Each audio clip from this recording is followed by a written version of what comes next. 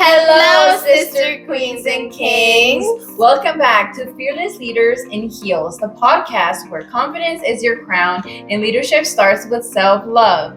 Today, we're diving into one of the most important and sometimes the most nerve-wracking parts of competition, and it's the interview and on-stage question. This isn't just about impressing judges. These are life skills, how to communicate clearly, present yourself professionally, and handle pressure with grace. That's right. These skills will help you in job interviews, school presentations, and just everyday life. Let's get started. Let's talk about how to prepare for an interview. So one of the big things, it would be to have a good platform, and we're going to talk a little bit about what that is. A platform is basically picking something that you're really passionate about, something that when you're in the community, you notice that there's a big problem, and then you're like, okay, so I know this is something that we can improve in the community. Also, you can think about things you like and what you're thinking of being when you grow up or anything like that. So for example, if you're really passionate about pets, and then you just like, okay, I don't know about a platform or anything like that, what can I do? So you can start volunteering. So you can learn more about like the situations in the shelters, about the pets, the animals, the situation, and starting from there. And then from there, you will figure out like, okay, there's an issue here, and this is how I can bring more awareness to the specific thing, like the overcrowding of shelters and stuff like that.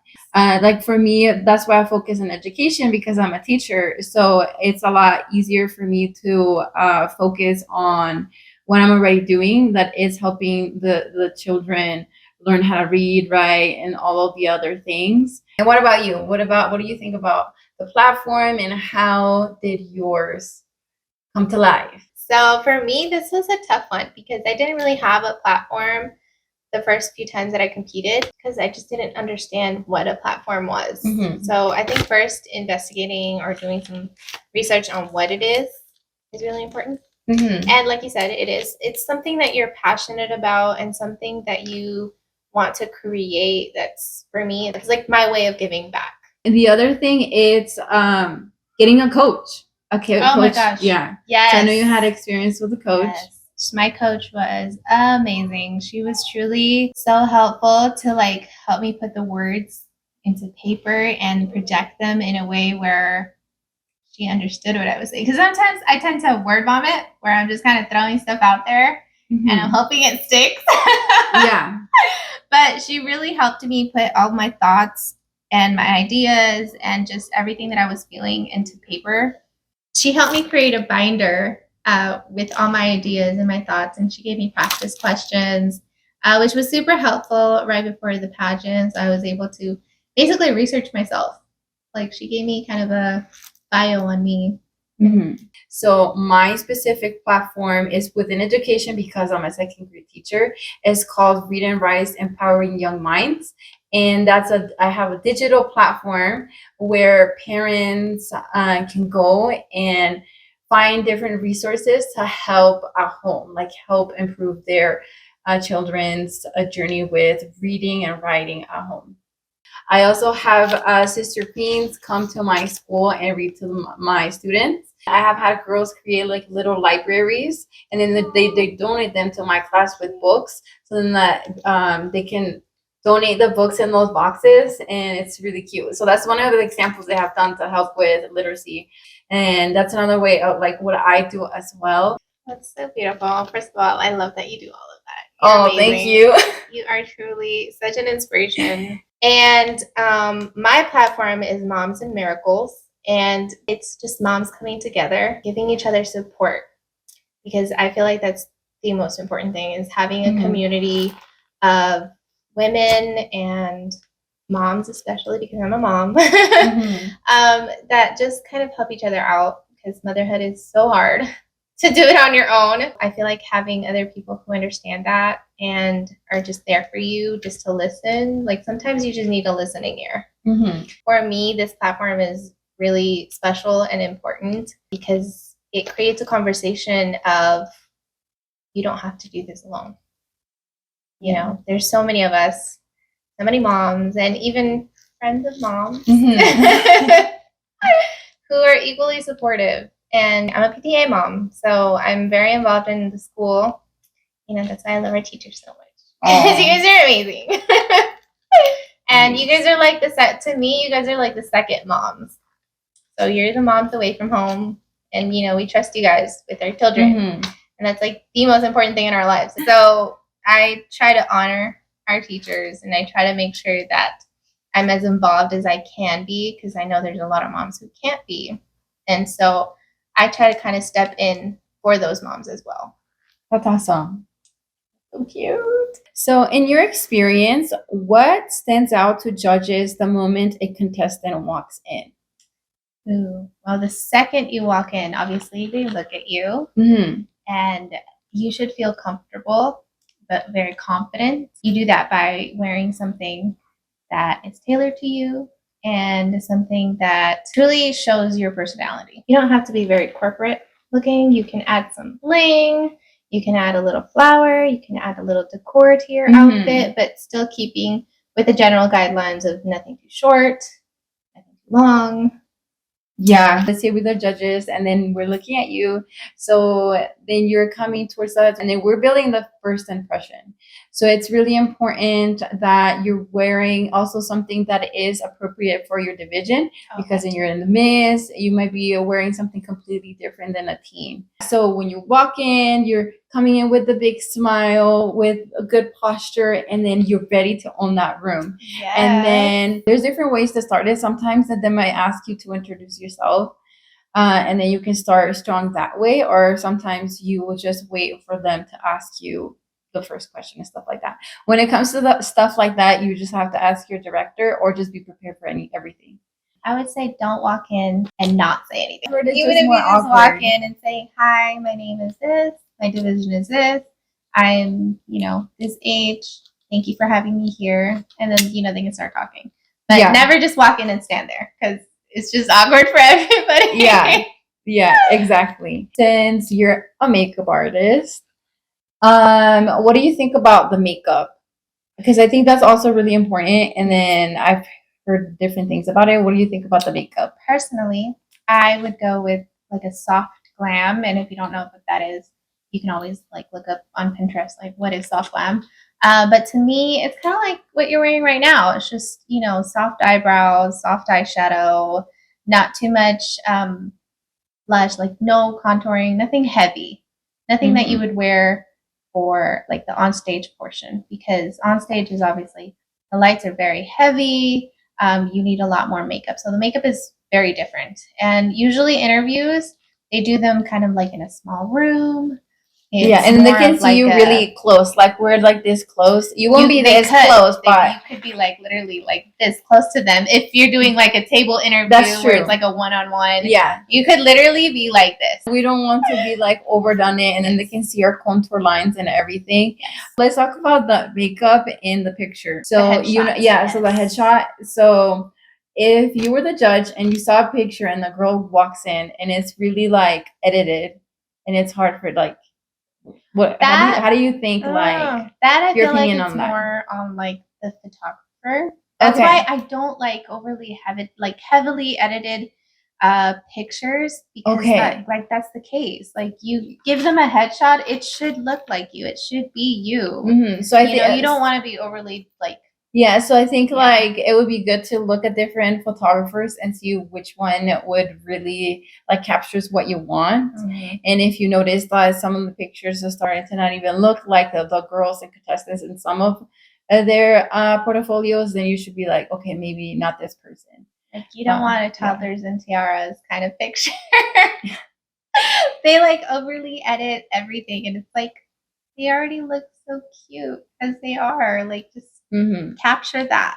I'm not saying it's bad. Yeah, they look beautiful. Some photographers have incredible skill for editing, but for me personally, I feel it should show you. It should still be you. I feel specifically for the interview, it should be a picture that really reflects you, your personality, and then also it's neat, it's professional, and it's also something that when they see you in your picture, they're okay, it's this person. Yeah, this is her. I have that awkward moment when it's wait, is it this It's like that girl? double take. Yeah, like wait, is it do we have the right We girl? have the right girl. Like, yeah. So Yeah, for specifically for makeup wise, yeah, usually when you get your pictures taken, the makeup is more heavy, kind of just Mhm. like in the on stage, just because it's different lighting and different things. But it should still, again, it should still look like you.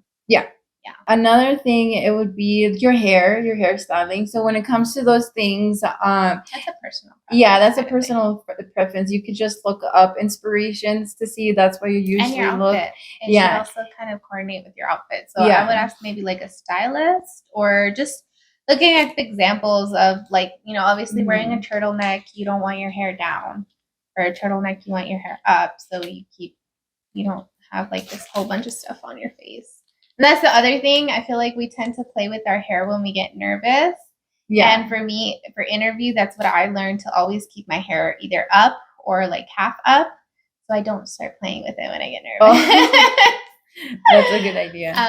But yeah, Yeah. other than that, it's a personal preference. Yeah, and I feel it's also, and this will be like any stage of the competition, is whenever you're like doing your makeup or your hair, to try different things too, because every hairstyle looks different in everyone, and also like the makeup colors and the everything.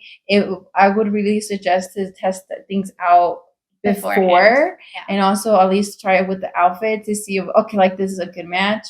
Or it's not like, okay, I don't like how this covers this like designs, so Yeah. then I'm gonna put Something it that like fits, away or like something your body like that. shape, or Mhm. like your colors, the tones of your clothing should match like the tones of your skin. Because I feel like some girls are cool tone and they wear stuff that's meant for like warm tones, and it kind of clashes, like it washes them out. Don't wear something just because everybody else is wearing it.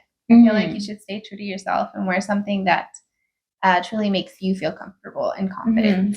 I feel like that's when it like it could get hard if you're starting for the first time. It's trying to find that balance between finding what is appropriate for the division, but at the same time, it's still staying true to you. So I feel that comes with time. Yeah. I think that's one of the things that comes with time, because it's like hard. Like, okay, so do I go for what I want, or do I go what I should get? At least that's what I always felt like.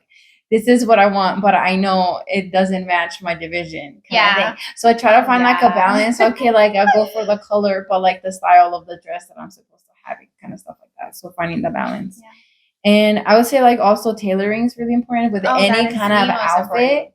Yeah. Because yeah, because we don't want to walk in with loose clothing. And you don't want to be Yeah. swimming in your clothes. Mhm. You want to feel comfortable, but also not something where you're like so tight and stiff that you can't move, or stuff is coming out. Yeah, exactly. So yeah, tailoring is super, super important. And the next up, interview during a pageant versus real life. I guess this can be one of the similarities that both of them have. It's sometimes they might be just one-to-one. Sometimes there might be like a panel of judges, or other times it can be 3 in different stations, and then you would go up to one, then the other one. They have different kind of questions. When I did one of my pageants, in one of the tables I went, they were asking more relaxed questions like, how is your day going? How are you doing? Like things like that. Yeah. And then that section threw me off because I was more prepared to answer more serious questions. So in that part, I feel like I did the weakest. Okay. And then I went into a different section of judges, and those judges were a lot more serious, but they were asking those more serious questions like, what is your platform? What are you going to do if you win? So I had that kind of experience with that. As a teacher also, I have experienced different kind of interview like that, where there might be like multiple people applying for a job, and they're asking us questions one by one, or there might be a lot of judges, a lot of people trying to hire, and then they're asking you questions. Okay, yeah, that's really interesting. Yeah, so that was my experience. What do you think judges notice first about a contestant? That is a great question because you would think it's like when they first see you, Mhm. but it actually starts before you even walk into the room. It's your headshot and your bio. They read that, like they basically briefly get to know you and they see your picture. Yeah. So to me, I feel like your bio and your headshots are super, super important because that is literally the first thing they see. Yeah, because that's like something that the contestants usually we turn it in first, and then whenever they print it out, that's when they're reading before you go in. So those things are super important. They take the questions off of your bio too. So like, Oh yes, they make up the questions in the interview based on your bio. So whatever they read there, those are the kinds of questions that they're gonna ask you. Mhm. Unless of course they just ask you totally random questions and Yeah, because sometimes they do. They might ask They you do. completely out of the blue, like, what is This your the ones that favorite always color? trip you. Yeah. And then you're like, wait, what? This wasn't on the study guide. yeah.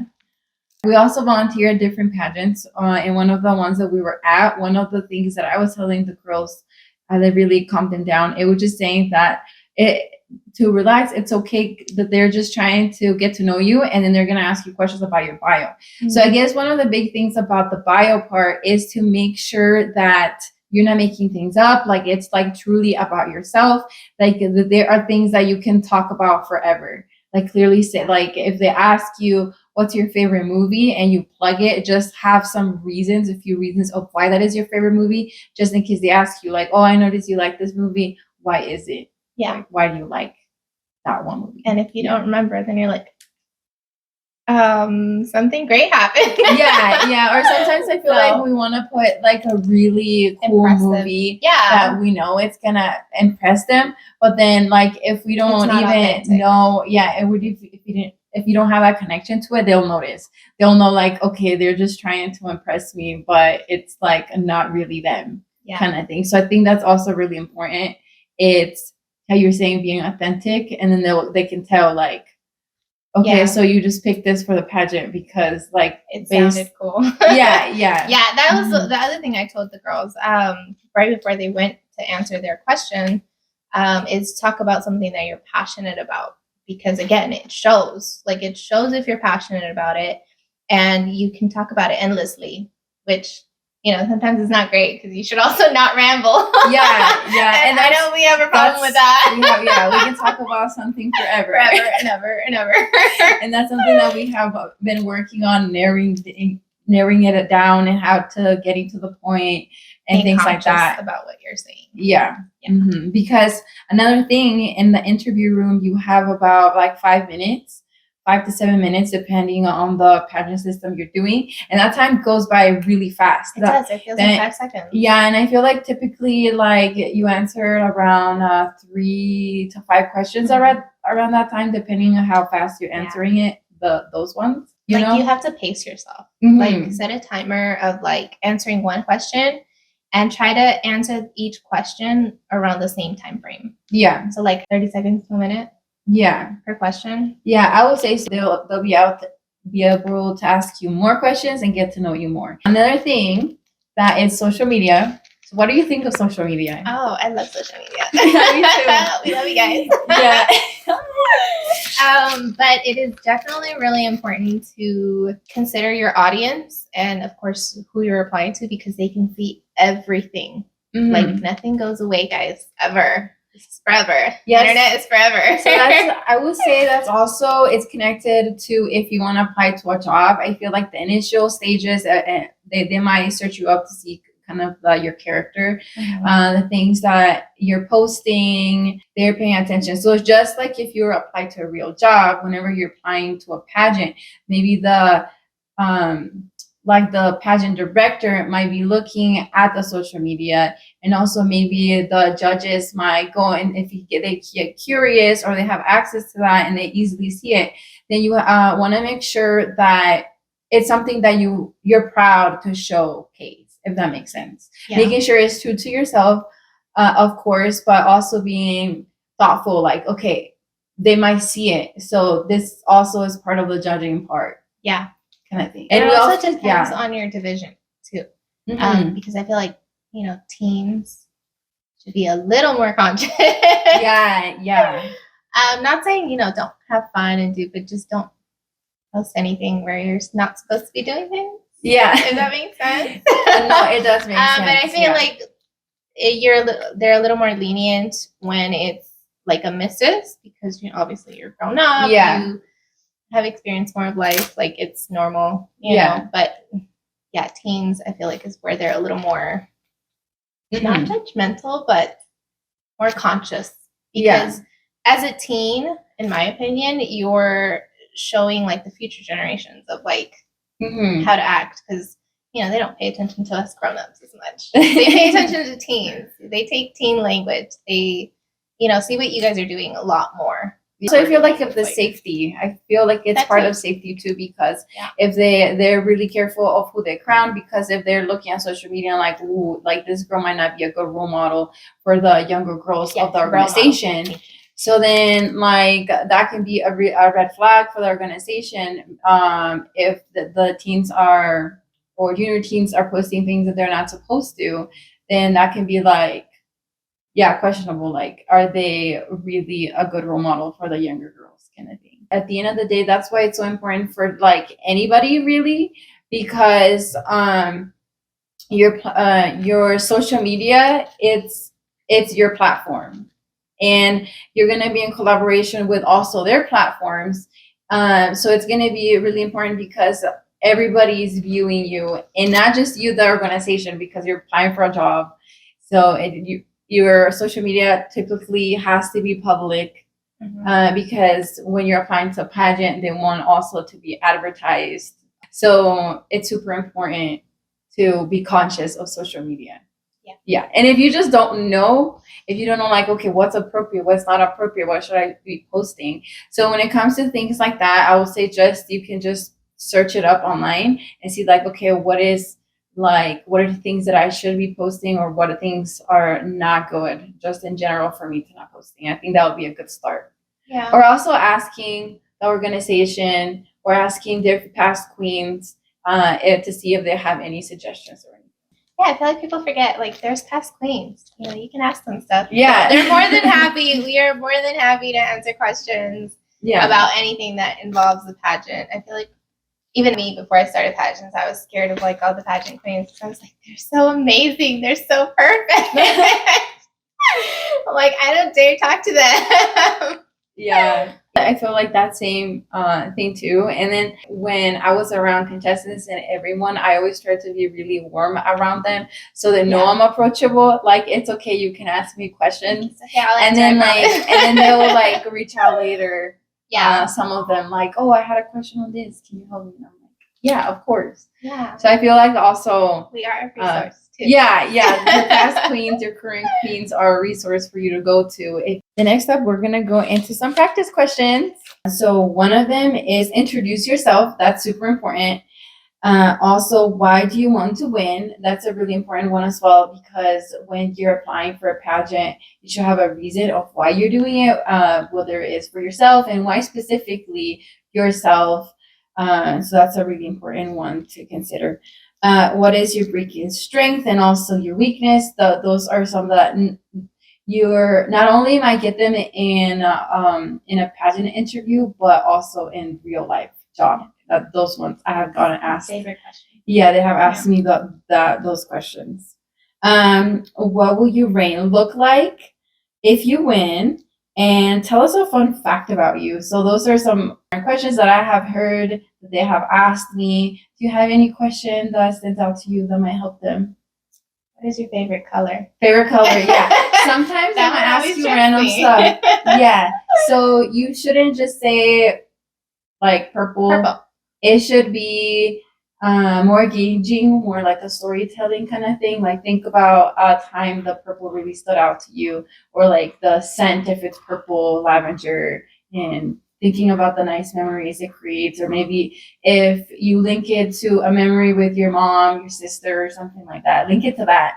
Don't just say, oh, I love purple. And that's like that. Because someone else that will create a story about the color are the ones that are gonna stand out to the judges. And it doesn't have to be a long story. It could just be like, usually I go with red is my favorite color because it makes me feel the most confident when I wear it, or even a red lipstick or a red pump. It always enhances my confidence. So something short like that works too.